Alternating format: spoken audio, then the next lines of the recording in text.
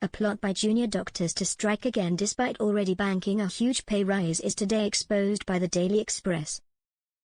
Our revelations led to Tory MPs accusing the Labour Party of being too weak to stand up to its union paymasters. Ex-Home Secretary Dame Priti Patel said, "It's taken just a month for Labour to show their true colours."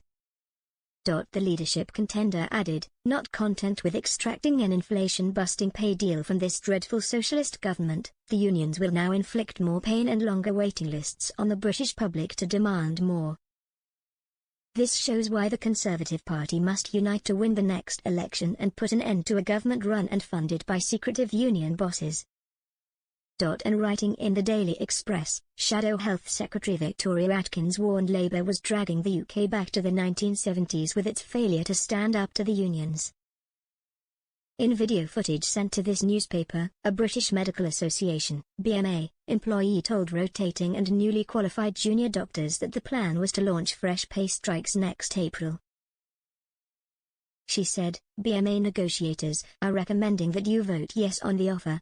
They recognize this is not full pay restoration. But they are recommending that we accept, bank these initial gains, build and then go again in April 2025. She added, "If the offer is rejected then this means we would need to reballot members. We are coming to the end of our strike mandate, and we would need to escalate action significantly to move on with the government. And after 11 rounds of strikes, we are getting feedback that members are feeling some fatigue."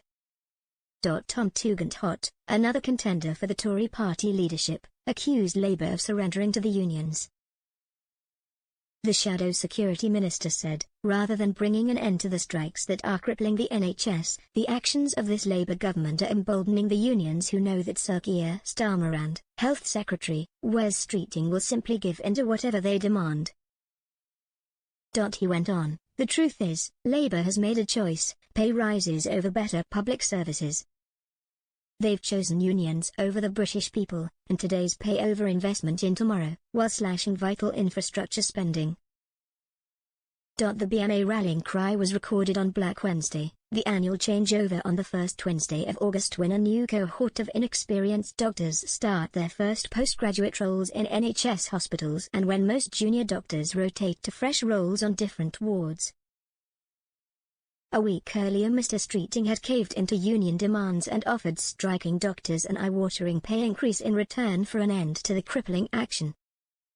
The offer, which is backdated to the 2023 to 2024 award and continues into the 2024-2025 financial year, is a 22.3% uplift in 2 years. BMA members are expected to vote on the proposals next Monday. Ex-Health Secretary Steve Bartley claimed Labour would not resist their militant tactics. Labour's decision to offer a huge 22.3% rise to junior doctors shows that they simply can't stand up to hard-left unions and sets the scene for further disruption. The co-chair of the Junior Doctors Committee had already admitted that even with this offer they plan to strike in 12 months. And will other unions like Unison, Unite and the GMB demand similar increases for their members now they know Labour will cave to militant tactics? It is ordinary hard-working people, like pensioners losing their winter fuel allowance or those facing higher taxes, that will be left to pick up the bill. Reform MP Lee Anderson said the Labour Party has now allowed the hard-working British taxpayer to be held to ransom by unscrupulous unions. He added, "The British people will see right through this snatch and grab.